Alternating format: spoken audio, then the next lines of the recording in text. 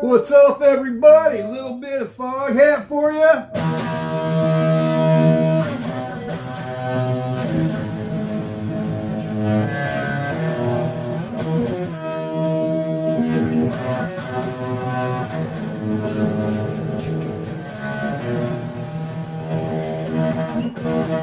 When I get on my street, I get up and run.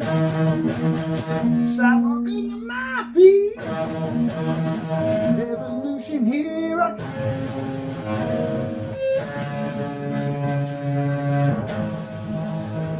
Revolution here I come.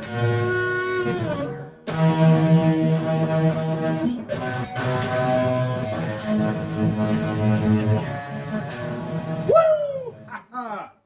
Good afternoon, everybody. Good afternoon to you. Let me turn this off, man. My pop hooked me up with this guitar for Christmas. It's St. Vincent, man. And to be honest, I gotta be honest, man. I like that even better than my Gibson. It's close. So, hey, I thought today we should do an interesting experiment. I don't know if you can see it up here. Hopefully you can. I got Shawn in the background.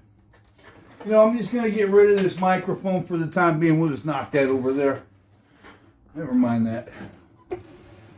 So, I got Shawn in the background.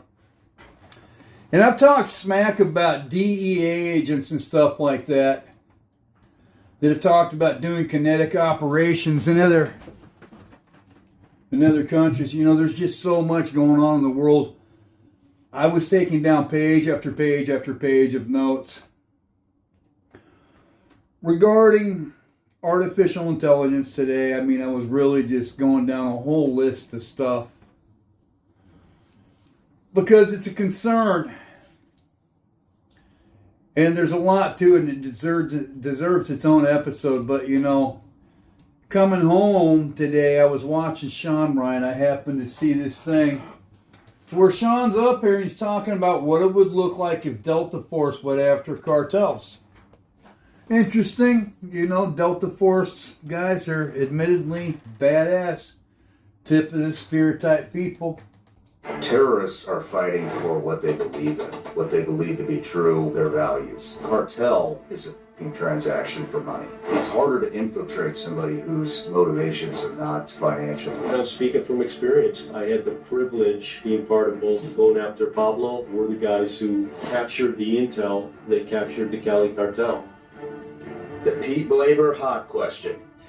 If tomorrow you were tasked with eradicating the cartels, but you could only bring 5 movie actors or fictional characters, who's on your team and why? First of all, I want to say that I have nothing but the utmost respect for Shawn Ryan and Pete Blaber as far as their military service goes. I always am a fan of anybody that puts their money where their mouth is and shows up and puts their own fat in the fryer, man.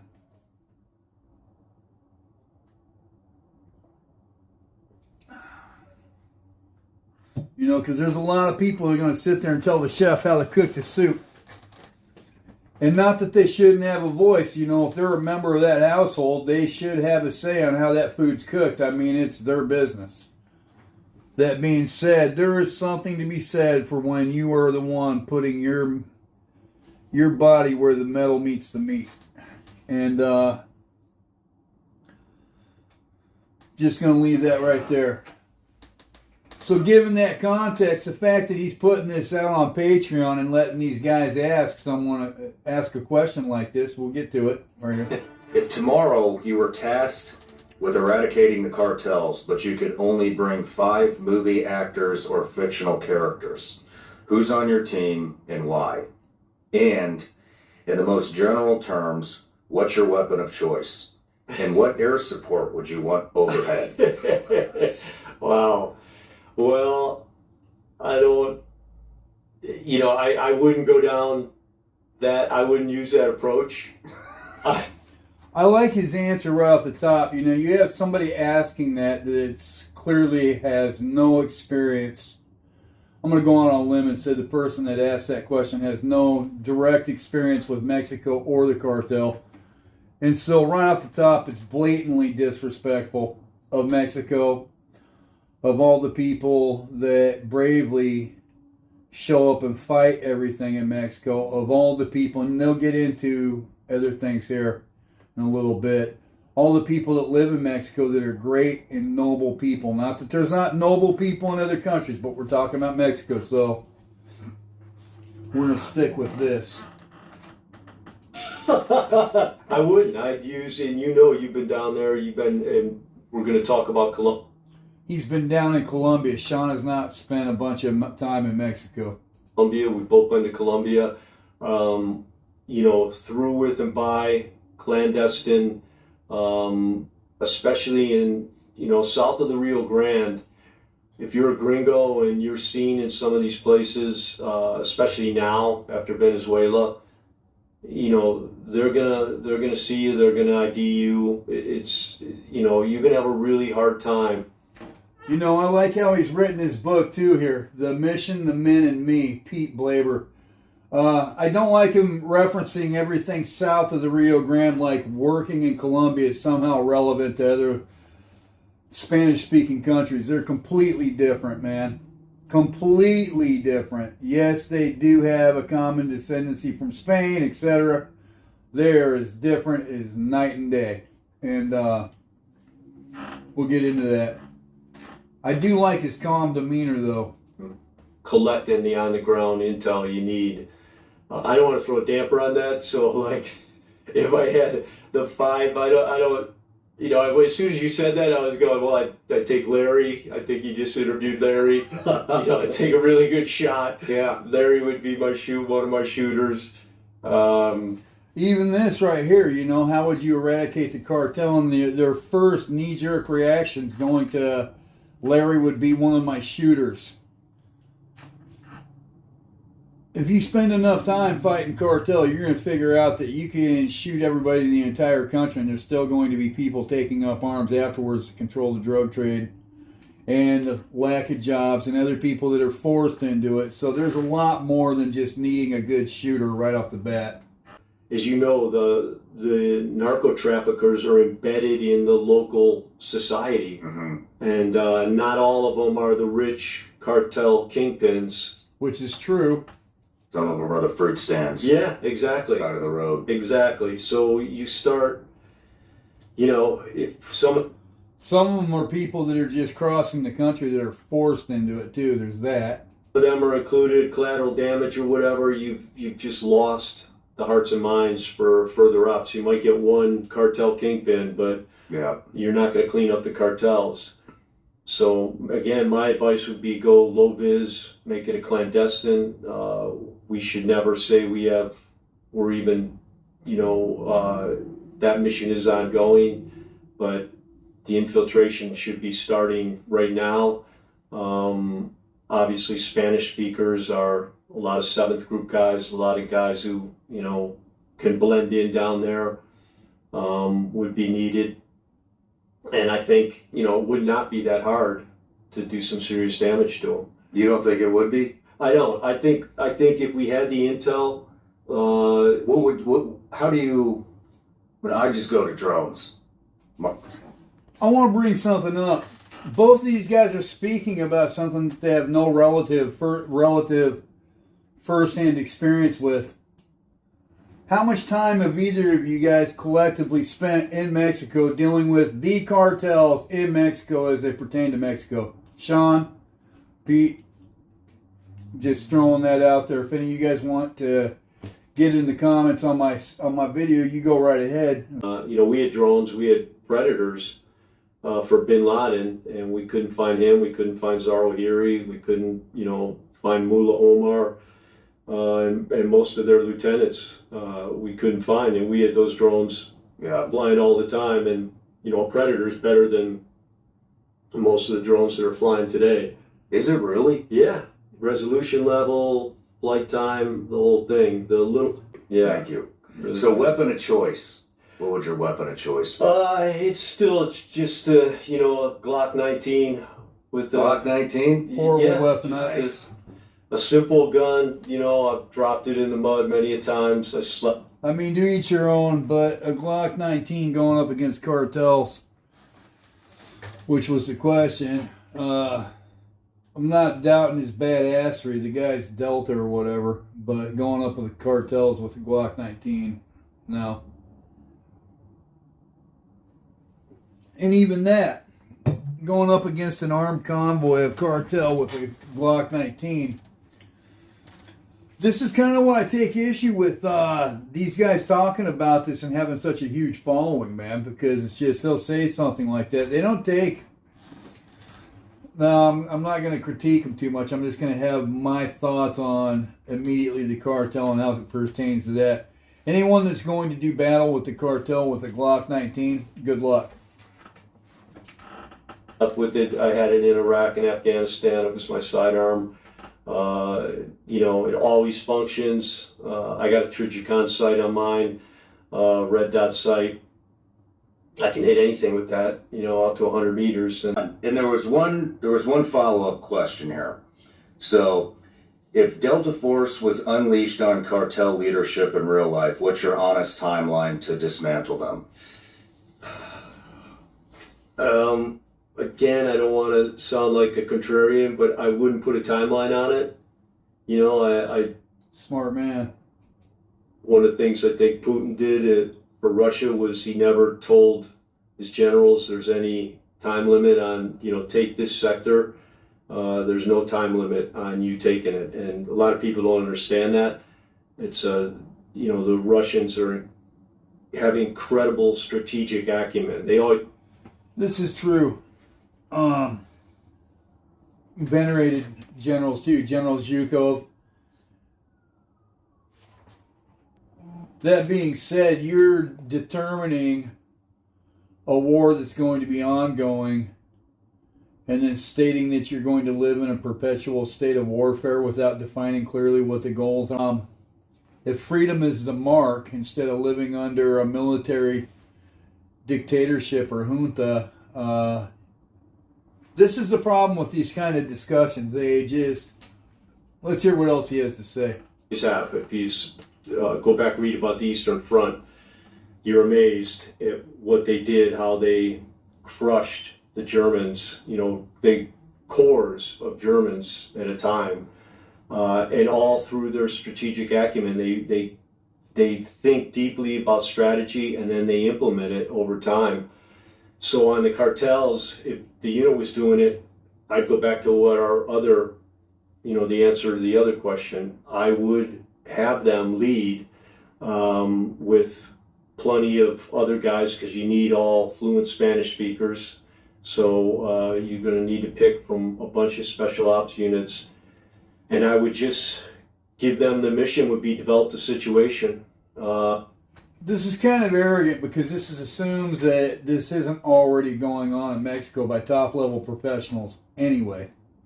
Many of whom are already trained by Americans and are every bit as valiant or as courageous or as committed as anyone that you would find in the American military.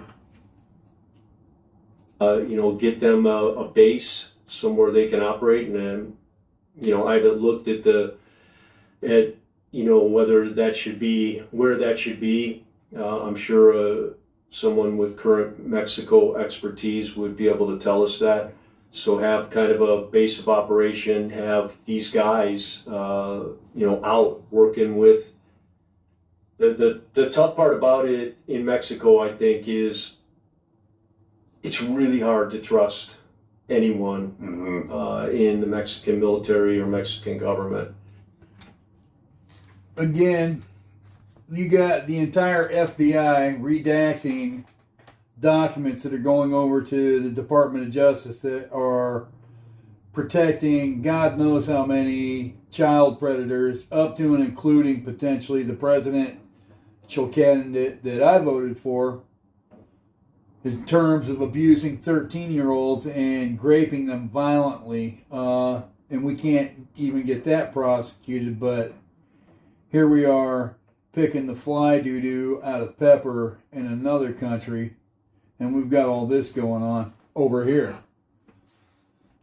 And then you have people discussing it that don't even know where these bases should be situated at. And no disrespect, this is just, I'm just talking about this because I happened to see it today. We're 11 minutes into a 16.5-minute video. And that's not a derogatory thing. It just is the reality. It is. Yeah. And what we said before, same thing, you know, you go in guns blazing and you're going to kill that guy at the fruit stand, you know, and who's supporting a family of 6, you know, making $100 a month or something. Mexican minimum wage is about, the last time I calculated it out, is about $400 a month. It may have risen a little bit because of the exchange rate. Last time I calculated, I'll calculate it for you right now. Yeah, I was close. It's 510 to 540 in the general zone. At the border zone, it's a little higher because of the proximity to the United States. At about, what is it right there? 760. There's 2 exchange rates internally in Mexico because of the proximity to the United States. The border zone has a different exchange rate for a couple different reasons, but just to keep it simple, things in the border zone are typically more expensive because of the direct and immediate access to America and Americans going to Mexico to buy cheap goods and whatnot. They can make more money off of it, but because of the extra money in the area or in the zone, the exchange rate's a little bit different and the minimum wage is a little higher. In the other areas of Mexico, for example, where I live in Zacatecas, the exchange rate's different. It's not as much, but things aren't typically as expensive, and you don't have the influx of foreigners coming into the country. So when he's saying that somebody is making $100 a month, it's not even that. That's not what it is. They're making more than that, but he is right. And I want to bring this point up. He's talking about going with a good shooter, and that's their immediate response. And then he's sitting right here in the same video admitting that somebody's got 6 kids and they're just trying to feed their family. So there's that. Supporting a family of 6, you know, making $100 a month or something, which is what they pay down there. And, you know, it would backfire on us. So I just think it's an incredibly sensitive thing, and it requires an incredibly sensitive approach, and it, you know, clandestine as much as possible, you know, through with and by if possible. And again, my expertise in Mexico is not, you know, current operational, so there may be some people we can trust there that have been vetted. I don't know that. Do you feel like, I feel, just from my experience, I mean, when we're comparing cartel to terrorists, I think those are kind of apples and oranges. And here's why. You know, I think that terrorists, the ones that you and I are accustomed to fighting to, man, I hate to say this, but it is, for lack of a better term, more respectable than a cartel member. Because terrorists are fighting for what they believe in, what they believe to be true, their values. Cartel is a fucking transaction for money. Yeah. And so, if you were to, it's harder to infiltrate somebody whose motivations are not financial. You know, it is a religion to them. It is their values. It is their fucking core as a human being. But a cartel member is a prostitute. This is my problem with these guys discussing this. A cartel member is a prostitute because, well, here, we'll let him finish his statement. And all you have to do to win a prostitute over is paying more money than the next guy. Yeah, that's a great point. Not unlike our Congress being bought and paid for by certain donor organizations or certain countries. Not unlike insider trading or all of the lobbyists that are prostituting our government. Not unlike Peter Thiel and Alex Karp and Palantir and everybody else that are just bankrupting the government, filling their coffers. There's just so much putrefaction and rot in the American government and the prostitution of the entire United States for sale to the highest bidder that I can barely believe that he can sit there and say that with a straight face. And it pains me to say that because I was born in this country. That being said, he's talking about the difference between someone that's motivated spiritually or with their belief system, religiously, as opposed to someone that can look for a job for 3 or 5 years, never find a job, and need some way to feed their family. And the only way, the only industry in that area may be narcotics. And I'm not excusing the behavior, but you do need to understand that it's not a strict narcotics-driven transaction to where they're just selling drugs because they're morally deficient people. They may have gone out and looked for a job and there is nothing. They may have gone out and looked for a job in their home country, been traversing the Mexican territory and been forced into cartel servitude. Not to mention the people in both countries, high on the scale in both countries, politically and in terms of business, or even with I said politics, but even with law enforcement, because you have that. And we're going to talk about this, make these judgment calls. This is one of the main reasons why I started my channel. I don't claim or purport to be an expert in every single thing. I don't know the first thing about being a Navy SEAL. I don't know the first thing about being a Green Beret, Delta Force, or any of that. But I know exactly what it's like working in Mexico in this function. And that is my exact area of expertise. And so that's why I'm doing this video, Shawn, in case you happen to see this. But that's the kind of thing. So, if the mission comes up, guys, we want you to do this. Tell us, come back and tell us what you can do. That's the kind of input, that's needed. Brainstorming, multiple thought processes on the best way to do it, and then neck it down. I got a question. How much time have either one of you two spent in Mexico? I'm just curious. The reason why is because I've been to the United States Embassy lots of times over in Guadalajara in Jalisco. And it's being guarded by the Mexican Army. And I know that there are several U.S. dignitaries that are working there, some of them presumably attached to the FBI and DEA.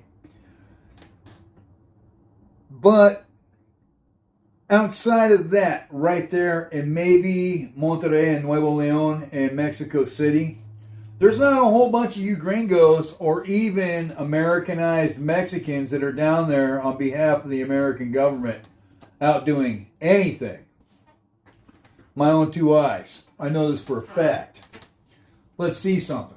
And figure it out. And, a little bit I'm speaking from experience because, I had the privilege of, being part of both going after Pablo, and then, we're the guys who captured the intel. They captured the Cali cartel. And we did that. Both of those were through with and by, despite what some people have said in a few books, the Colombians killed Pablo. The DEA guys came out and took pictures. As soon as they heard he was dead, they flew out of Bogota into Medellin, drove right to the target and took those, happy to glad. As soon as they heard he was dead. I brought this up off of one of the other names. We'll do it right now. So here's this guy on Ian Bick. We worked with a a very elite unit of Colombian National Police officers called DEJIN, D-I-J-I-N. When eventually we moved to Medellin and lived for 18 months with the Colombian National Police, that's, you know, we're going on operations with them, we're going out in helicopters with them, the gunships, we're meeting informants, getting in gun battles, all that stuff. Getting in gun battles in Colombia. And when all said and done, after Pablo's dead. So, let's get back over here. We're going to have to get with DEJIN and figure out whether or not foreigners are allowed to get with gun battles in Colombia. I'm going to go with a hard, fast no, just due to diplomatic. You know, we can probably call the Colombian embassy. Let's see. The consulate of Colombia is closed right now. Won't open up until Monday morning. But let's call them anyways and just see if we can get someone on the horn. Or maybe we can come up with a website. Bienvenido al Ministerio de Relaciones Exteriores de Colombia. Con el fin de... See. Tenga en cuenta que podrá interponer felicitaciones. Yeah, there's nobody there right now, but I'm going with... Maybe we can pull it up on here. Well, see, this is crazy. You can't really see it because the screen's white. But I just went to Colombian Google, right? And I pulled this up regarding his claim about participating in drug battles. And it states right here, does the DEA, trabaja en Colombia, does the DEA work in Colombia? And it says in Colombia, los agentes de la DEA no tienen la facultad de arrestar ni confiscar drogas ni bienes. So agents of the DEA do not have the authority to arrest or confiscate drugs or any property. But this guy's sitting right here, and that is per the U.S. Embassy in Colombia. Agencia Antidrogas, Embajada de Estados Unidos en Colombia. So that's directly from the American website stating that in Colombia, per the U.S. government, the same agency that this guy's working for, that they're not allowed to even arrest or confiscate drugs or anything. But this guy's sitting here on Ian Bick talking about we're out doing high-speed gun battles in Colombia with DEJIN. Let's look one more thing up. You know, I'm sitting here on all these Spanish websites and I can't find any evidence of the DEA participating in any gun battles at all. In fact, the contrary is proven here. The United States extradited 7 implicados in the assassination of a DEA agent 11 years ago. You know, it's the same thing. You can look it up yourself. As soon as you start tracking all this stuff down, there's literally no evidence of DEA agents participating in gun battles in Colombia or in Mexico or any other place at all. And you can check it out. In fact, I encourage you, whoever you are, to call up the Colombian embassy on Monday and see whether or not, with DEJIN or without DEJIN, Americans are allowed to pick up weapons being in the country as a guest, not as a national, and start shooting people. And this is important because these two right here are going to sit here and say this. That pics, which I think was a massive mistake because they're smiling over his body. And again, you know, let's just rewind. Go the deep part of both going after Pablo, and then, you know, we're the guys who captured the intel that captured the Cali cartel. So how did you capture the intel? You know, that would be a neat detail to have. You know, and we did that. Both of those were through with and by. You know, despite what some people have said in a few books, the Colombians killed Pablo. You know, there was the DEA guys came out and took pictures. As soon as they heard he was dead, they flew out of Bogota into Medellin, drove right to the target and took those happy to glad pics, which I think was a massive mistake because they're smiling over his body. And again, part of any operational space that we enter, as you've been, you got a picture of Yemen up there.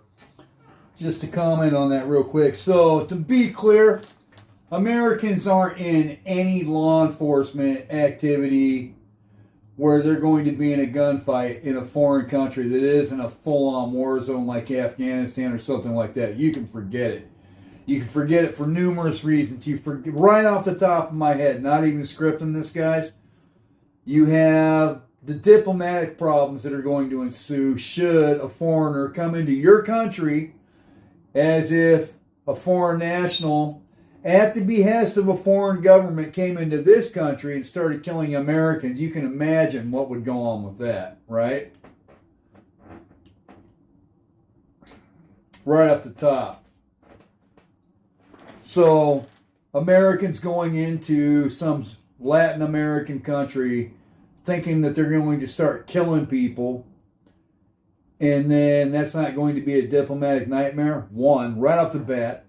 Two, the legal implications, foreign and domestic, of the person going to the country doing the killing, or the person internal to the country killing somebody extrajudicially because they're not permitted by law in Colombia or Mexico to be unaliving people, which would be a deprivation of their guaranteed constitutional rights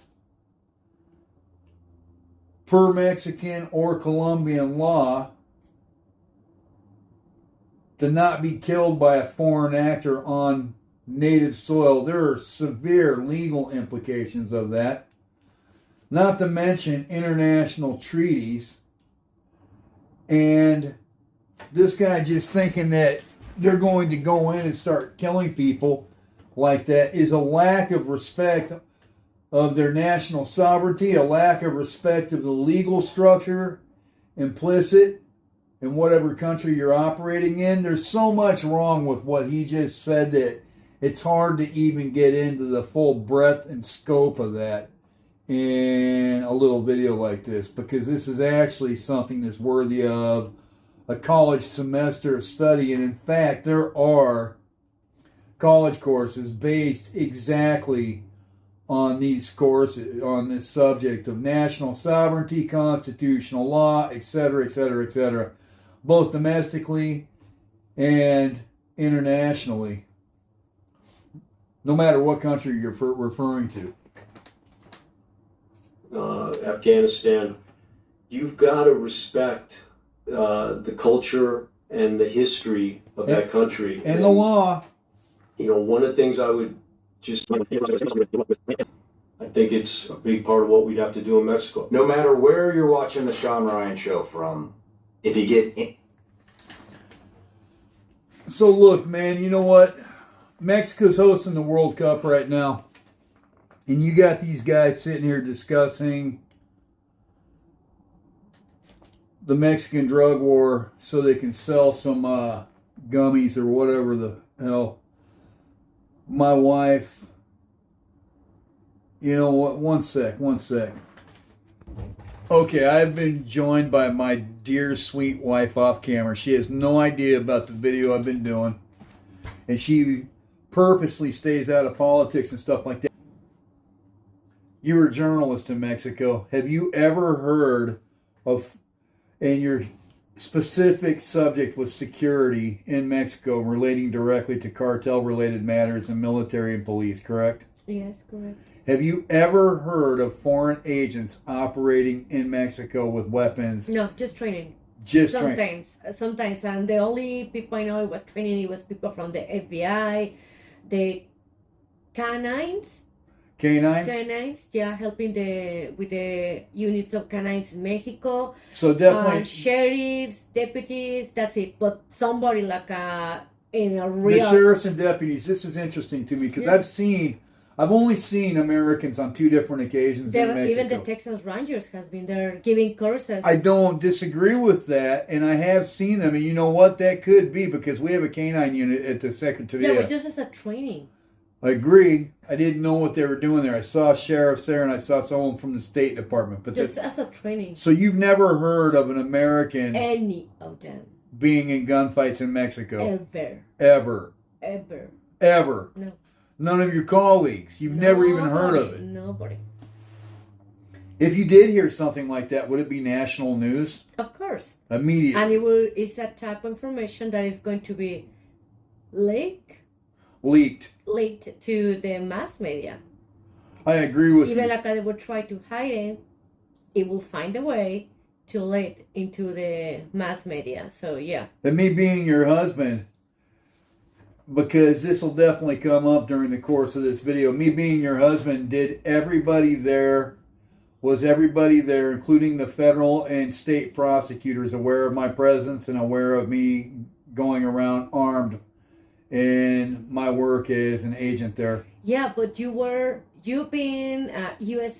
citizen Had nothing to do with it. I was a Mexican. You were armed and being under operations under the Mexican Mexican law, under the Mexican flag. Exactly. So it was not an American running around. No. Exactly my point. That's actually why I'm really happy that you came here today.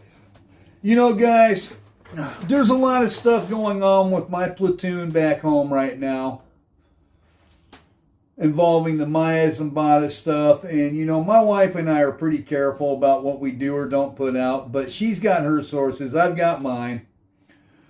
But just keeping stuff what's what. When you've got 2 American people up here sitting there, and they've got 6 million viewers, sitting there opining back and forth about what should be done regarding the Mexican drug war that admittedly does affect the United States. It does. But sitting there and talking about it in any type of operational standpoint, and they don't even know where they should park their bases at, much less of the operational contingencies, as you just heard my wife, are you an experienced reporter and journalist? Yes. Very much. So you've got tons of stuff published. Yeah. You've been on TV. How many times have you been on TV doing stories? I was every single morning for the last 6 years of my life, David.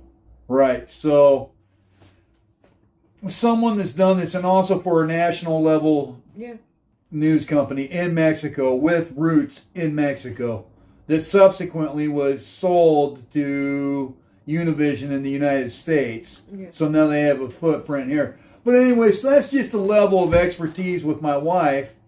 And then you've got me running around doing my thing. So tomorrow, for our viewers, because I don't want this just to all be blood, guts, and gloom. Oh, one other thing about the DEA agents taking pictures of the dead people because they weren't there during the Balacera, per this guy. How many pictures of dead people have you ever seen me take at work? Ever. Ever what? That I do or don't? No, you don't.